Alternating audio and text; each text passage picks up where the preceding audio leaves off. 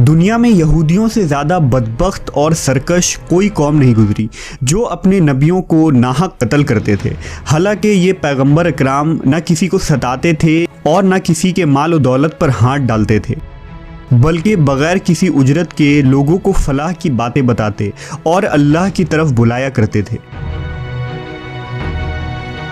लिहाजा हज़रत अबू उबैदा रज़ियल्लाहु अन्हु ने एक दफ़ा रसूलुल्लाह सल्लल्लाहु अलैहि वसल्लम से पूछा कि क़यामत के दिन सबसे बड़े और सख्त अज़ाब का मुस्तहक़ कौन होगा। आपने फरमाया, वो शख्स जो किसी नबी को या किसी ऐसे शख्स को कत्ल करे जो भलाई का हुक्म देता हो और बुराई से रोकता हो। एक हदीस के मुताबिक यहूदियों ने एक दिन में 45 नबियों और 170 सालेहीन को कत्ल कर दिया था जो उन्हें अच्छी बातों का हुक्म दिया करते थे। लिहाजा ये कौम क़यामत तक के लिए लानती करार पाई और बरोज़ क़यामत भी लानती होगी।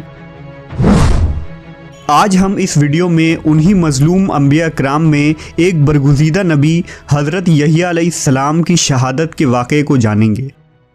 हज़रत यहया अलैहिस्सलाम हज़रत ज़िकरिया अलैहिस्सलाम के फ़र्ज़िंद थे। हज़रत ज़िकरिया भी अल्लाह के पैगंबर थे। औलाद ना होने की वजह से हज़रत ज़िकरिया और आपकी अहलिया बहुत गमगीन रहा करते थे। हज़रत ज़िकरिया को अक्सर ये ख्याल आता था कि मेरी कोई औलाद नहीं और मेरे मरने के बाद मेरे अज़ीज़ और मेरे भाई हरगिज़ इस काबिल नहीं कि वो बनी इसराइल की हिदायत और इस्लाह के सिलसिला को आगे बढ़ा सके। अगर अल्लाह रब्बुल इज़्ज़त मुझे एक बेटे से नवाज दे तो मेरे बाद भी बनी इसराइल में दीन हक़ की तबलीग का काम जारी रहेगा। लिहाजा आपने अल्लाह के दरबार में बहुत इल्तिजाएं और दुआएं की। अल्लाह ने आपको बुढ़ापे में औलाद अता करने का फ़ैसला किया। अल्लाह ने एक फ़रिश्ते के ज़रिया हज़रत ज़िकरिया अलैहिस्सलाम को ये खुशखबरी दी कि हम तुम्हें एक बेटा देंगे जिसका नाम यहया रखना। इससे पहले इस नाम का कोई नहीं हुआ और ये अल्लाह के नज़दीक बहुत मकबूल होगा। वो इस कौम की ख़राब हालत की इस्लाह करेगा। हज़रत यहया अलैहिस्सलाम की वालिदा ईशा और मरियम अलैहिस्सलाम की वालिदा हन्ना आपस में सगी बहनें थीं। यूँ हज़रत ईसा अलैहिस्सलाम और हज़रत यहया अलैहिस्सलाम आपस में खालाजाद थे। हज़रत यहया अलैहिस्सलाम बचपन में ही नबूवत के मकाम पर फायज़ हो गए थे। हज़रत यहया मूसा अलैहिस्सलाम की शरीयत को ज़िंदा करने वाले जलीलुल क़द्र नबी थे। उस ज़माने में अल्लाह ने अपने पैगंबर हज़रत ईसा अलैहिस्सलाम को मबूस फरमाया, लिहाजा आप उन पर ईमान ले आए। हज़रत यहया हज़रत ईसा से 6 माह बड़े थे और आप हज़रत ईसा की नबूवत को तस्लीम और तस्दीक करने वाले सबसे पहले शख्स थे। रिवायतों के मुताबिक हज़रत यहया अलैहिस्सलाम कसरत से गिरिया उजारी किया करते थे, यहाँ तक कि आंसुओं की वजह से आपके रुखसारों पर निशान पड़ गए थे। हज़रत यहया अलैहिस्सलाम नहायत ही हलीम, रक़ीकुल क़ल्ब, पाकबाज, आबिद, मुतक़ी, कुनात शार, शर्म हया के पैकर और सादा ज़िंदगी बसर करने वाले शख्स थे। ग़ज़ा बक़दर ज़रूरत खाते और लिबास इतना ही पहनते जिससे सिर्फ 70 पोशी हो सके।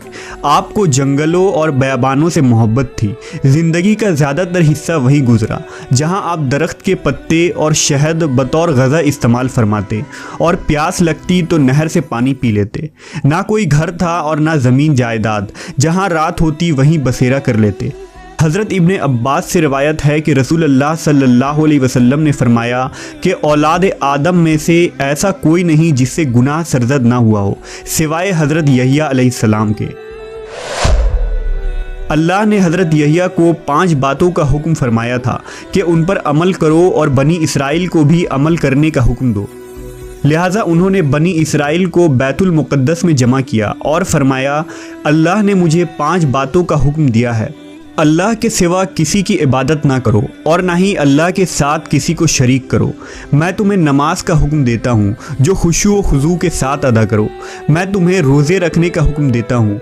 बेशक रोज़ेदार के मुंह की बू अल्लाह के नज़दीक मुश्क से भी ज़्यादा मुअत्तर और पसंदीदा है। मैं तुम्हें सदका करने का हुक्म देता हूँ और कसरत से अल्लाह का जिक्र करते रहा करो। हज़रत यहिया अलैहिस्सलाम की वफ़ात के मुतालिक मुफस्सरीन ने मुख्तलिफ वाक़यात तहरीर किए हैं। ताहम मुफस्सरीन की अक्सरियत ने जिस वाक़े को बयान किया है वो लूका के इंजील समेत बहुत सी किताबों में दर्ज है, जिसका खुलासा ये है कि हज़रत यहिया अलैहिस्सलाम के ज़माने में यहूदिया का बादशाह हेरोद एक अय्याश शख्स था, जिसके वजह से पूरे मुल्क और बनी इसराइल में फस्क व फुजूर फैल रहा था। उसने अपने हकीकी भाई फिलिप की बीवी हेरोदियास को बगैर निकाह अपने घर में रखा हुआ था।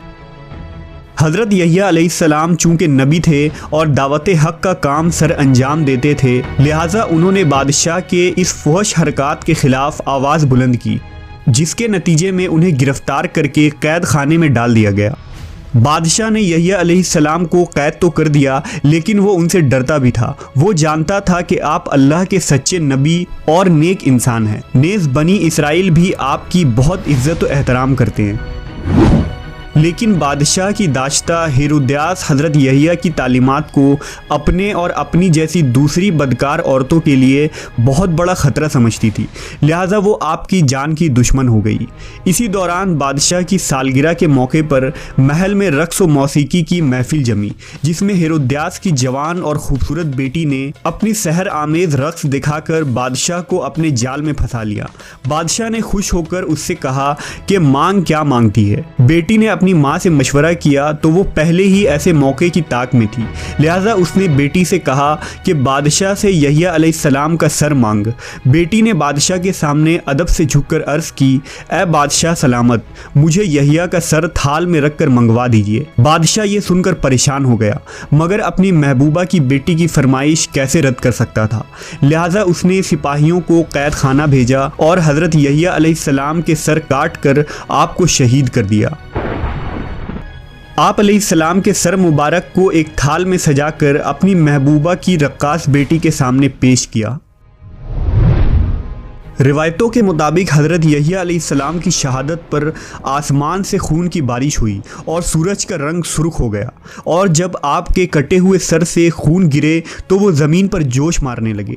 लोगों ने उस खून को बहुत दबाया और साफ़ किया, लेकिन वो खून के कतरे इसी तरह जोश मारते रहे, यहाँ तक कि अल्लाह ने बनी इसराइल पर एक सख्त अजाब का फ़ैसला कर दिया।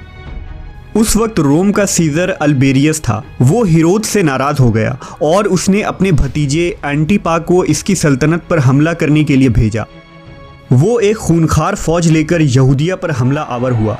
बादशाह के लश्कर ने कसम खाई कि जब तक यहिया अलैहिस्सलाम का खून जोश मारता रहेगा, हम यहूदियों को कत्ल करते रहेंगे। हज़ारों यहूदी कत्ले आम किए गए। एंटिपा ने हेरोद को शिकस्त दे दी। उसने हेरोद को जंजीर पहनाकर सरे आम रोम ले जाने का फ़ैसला किया। जब हथकड़ियों और जंजीरों में जकड़े दोनों मियाँ बीवी शहर के गलियों से गुजर रहे थे तो उनके सताए हुए लोग उन पर पत्थर मार रहे थे। फिर शहनशाह रोम ने उन दोनों को सहरा में फेंकवा दिया, जहां भूख और प्यास से दोनों मर गए। इंजील में उन रोमी अफवाज को खुदा का लश्कर करार दिया गया है, क्योंकि अल्लाह का ये कानून है कि वो सरकश कौम पर दूसरी सख्त और जंगजू कौम को मुसल्लत कर देता है, जो उन पर कहर बनकर टूटते हैं और उस कौम को तबाह कर डालते हैं। मवर्रखीन ने लिखा है कि अमवी खलीफा वलीद बिन अब्दुल मलक जब दमिश्क में मस्जिद तामीर करवा रहे थे तो इस दौरान वहां एक गार दरियाफ्त हुआ। इत्तला मिलने पर खलीफा खुद गार में दाखिल हुए तो देखा कि एक संदूक में इंसानी सर रखा हुआ है और उस संदूक पर लिखा था कि ये यहिया इब्ने ज़करिया का सर है। उनका चेहरा और बाल अपनी असली हालत में थे और यूँ लगता था जैसे अभी शहीद हुए हों।